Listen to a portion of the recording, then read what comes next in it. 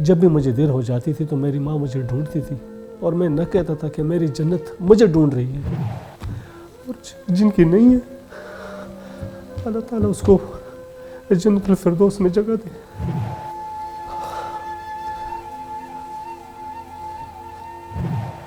ہمارے ماں باپ نہیں ہیں، وہ اس دنیا سے جا چکے ہیں،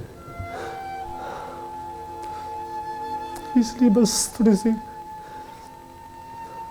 ماں یاد آ گئی، کیونکہ تو یہ تھی کہانی واجد کی۔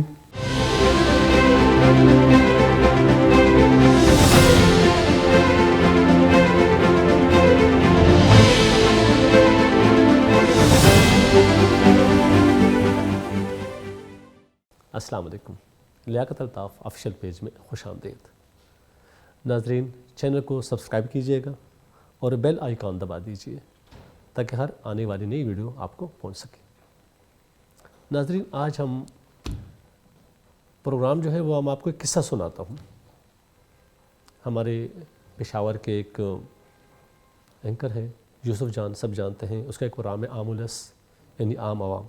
پروگرام میں نے دیکھا، اچھا لگا، میں نے کہا آپ لوگ کے ساتھ شیئر کرو۔ مردان کا ایک اڑیل جوان واجد، آپ یقین نہیں کریں گے کہ اس نے کیا کر ڈالا اپنی ماں کے ساتھ۔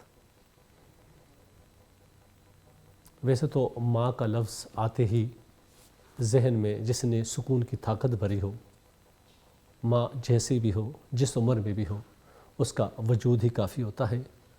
جب بھی انسان گھر داخل ہوتا ہے، سب سے پہلے اس کی آنکھیں ماں کو ڈھونڈتی ہے۔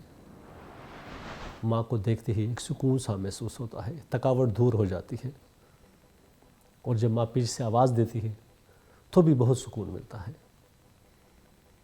جن کی مائیں ہیں اللہ تعالیٰ ان کو سلامت رکھے، اور جن کے نہیں ہیں اللہ تعالیٰ ان کے درجات بلند کرے۔ واجد علی 9 ماہ کا تھا جب اس کے والد آرمی میں شہید ہو گئے، اور اس کی ماں جوانی میں ہی بیوہ ہو گئی، لیکن اس نے دوسری شادی نہیں کی۔ واجد سے بڑی ایک بہن ہے، اس سے 2.5 سال بڑی، وہ کوئی 3 سال کی تھی اور یہ 9 ماہ کا تھا۔ تو محنت مزدوری سے اپنے بچے کو پالا پوسا بڑا کیا، لیکن اس نے شادی نہیں کی۔ اس نے اپنی ساری جوانی بیوگی کی نظر کی، ایک بیوہ کی زندگی گزاری۔ اب وہ 60 سال کی ہو چکی تھی، اور واجد جوان تھا، اڑیل تھا، کام کرتا تھا، محنت مزدوری کرتا تھا۔ خدا کا کرنا تھا کہ اس کی والدہ کو جگر کا عارضہ لاحق ہو گیا، اور ڈاکٹروں نے اس کو جواب دے دیا۔ اب وہ ان کی حیثیت بھی اتنی نہیں تھی کہ وہ پرائیویٹلی کوئی ایسا کوئی کام کر سکے، اور وہ چاہتا تھا کہ اس کی ماں زندہ رہے، اور وہ کہتا کہ میرے ماں کو زندہ رہنا چاہیے، کیونکہ اس نے جوانی ہمارے نام کی ہے، اور اس نے ساری جوانی ہمارے لیے گزاری، دوسری شادی نہیں کی۔ لہٰذا واجد نے فیصلہ کیا کہ اس کو جگر میں خود دوں گا۔ اس کو دوستوں نے منع کیا، رشتہ داروں نے بھی منع کیا، یہاں تک کہ ماں نے بھی کہا کہ میں بوڑھی ہو چکی ہوں، کوئی بات نہیں آپ، لیکن اس نے کہا کہ نہیں، جو ماں نے ہمارے لیے کیا ہے میں بھی اسی کا بیٹا ہوں، اور اس نے جگر دینے کا فیصلہ کر دیا۔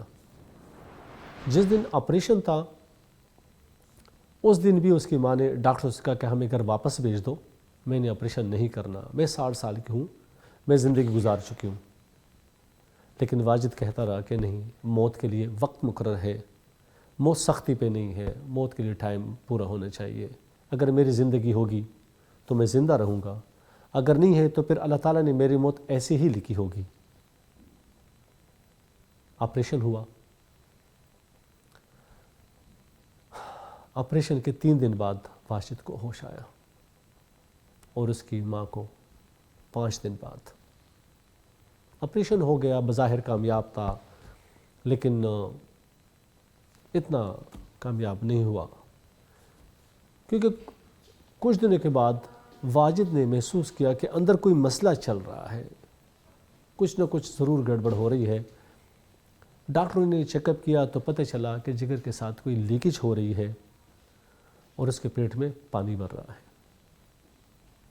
انڈوسکوپی کی، اس کی وجہ سے اس کا معدہ اور لبلبا ڈسٹرب ہوا اور بھی خراب ہو گیا. آپریشن کے 3 دن بعد جب واجد کو ہوش آیا آپ حیران ہوں گے. سب سے پہلے اس نے یہی پوچھا میری ماں کیسی ہے، وہ ٹھیک تو ہے؟ ڈاکٹر بھی یہی کہتے رہے کہ اتنا بہادر انسان ہم نے کبھی نہیں دیکھا. ڈاکٹر بھی اس کو منع کرتے رہے لیکن وہ ایک ہی بات کرتا تھا کہ نہیں، فیصلہ ہو چکا ہے. آپریشن کے بعد واجد کے پاس دوست آتے رہے، خرید پوچھتے رہے. ظاہر بات ہے دوستوں کو بھی پتہ تھا، اس کو بھی پتہ تھا کہ مسئلہ تو چل رہا ہے، کچھ نہ کچھ وہ لیکیج کی وجہ سے پیٹ میں پانی بھر رہا تھا. اور اس نے ایک دوست کو کہا کہ میں نے آپ کو واٹس ایپ میسیج کیا ہے، میرے مرنے کے بعد آپ نے اس کو پڑھنا، ابھی نہیں.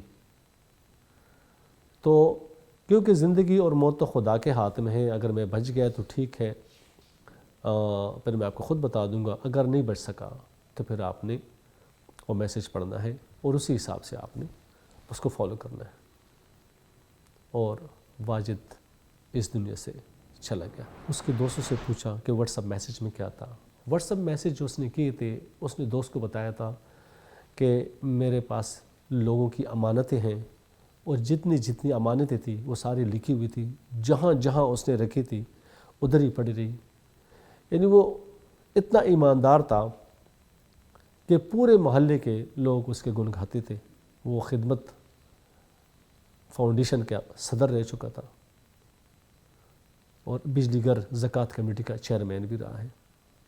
اس کے محلے میں ایک بھی بندہ نہیں تھا جس نے کوئی بھی ایسی بات کی ہو. ہر بندہ اس کی تعریف کر رہا تھا کہ آج تک ہم نے اس جیسا حیادار، ایماندار، خدمت گزار بندہ نہیں دیکھا. ہر بندہ رو رہا تھا، ہر بندے کی آنکھ اشک بار تھی.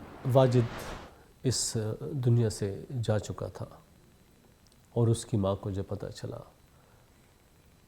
تو وہ بہت زیادہ روئی. کہتے میں نہ کہتی تھی کہ مجھے نہ دو، میں بوڑھی ہو گئی ہوں، میں زندگی گزار چکی ہوں. لیکن اس نے وہ منع نہیں ہوتا تھا. اس نے کہا کہ نہیں، میری ماں نے میرے لیے زندگی گزاری ہے، ساری جوانی ہمارے نام کر دی، اس لیے میری ماں کو زندہ رہنا چاہیے.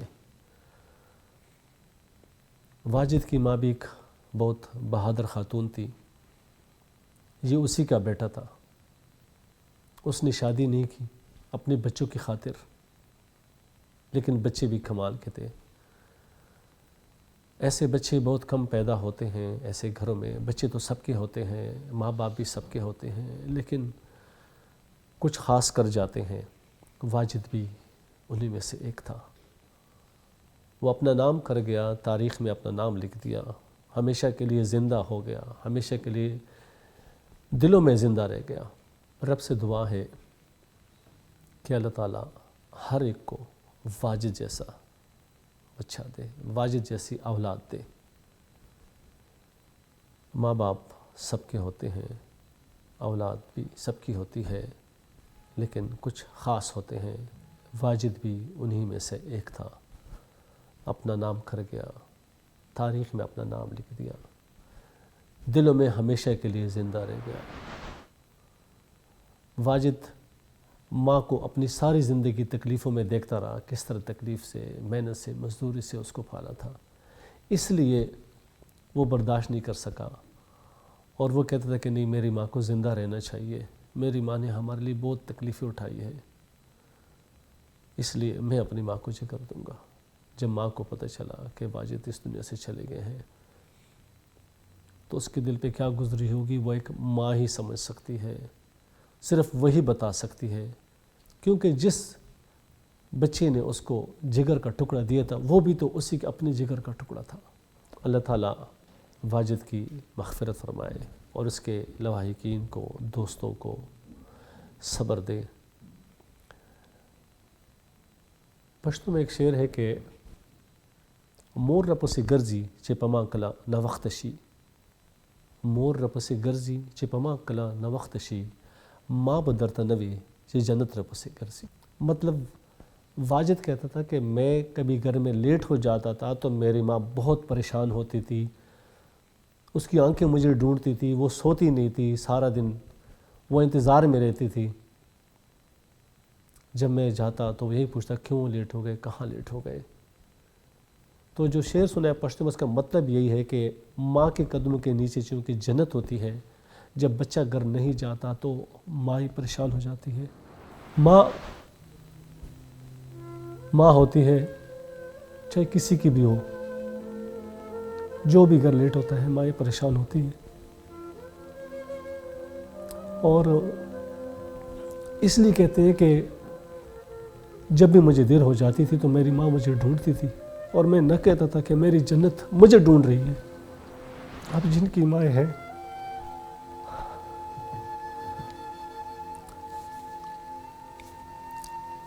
اللہ تعالیٰ ان کو سلامت رکھے، اور جن کی نہیں ہے اللہ تعالیٰ اس کو جنت الفردوس میں جگہ دے۔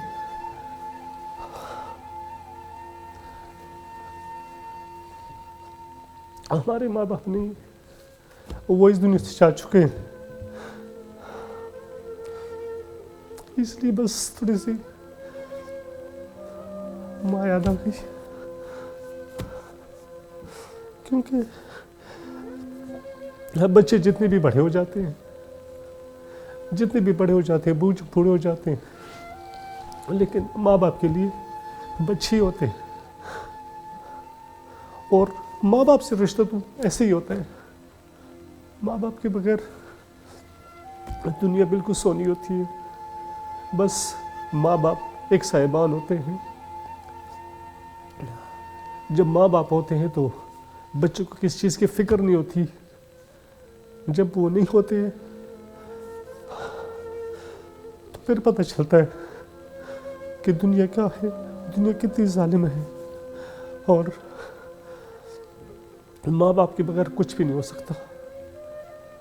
تو یہ تھی کہانی واجد کی، لیکن بس اس میں چونکہ ماں کا کردار تھا، ماں نے زندگی سے گزاری تھی، اس کے لیے تکلیفیں برداشت کی، شادی نہیں کی، اس لیے واجد نے بھی اس کے لیے قربانی دی، لیکن ماں سب کی ہوتی ہے، دنیا کے لیے ماں بہت ضروری ہے، اس لیے اللہ تعالیٰ نے اماں ہوا کو بنایا تھا۔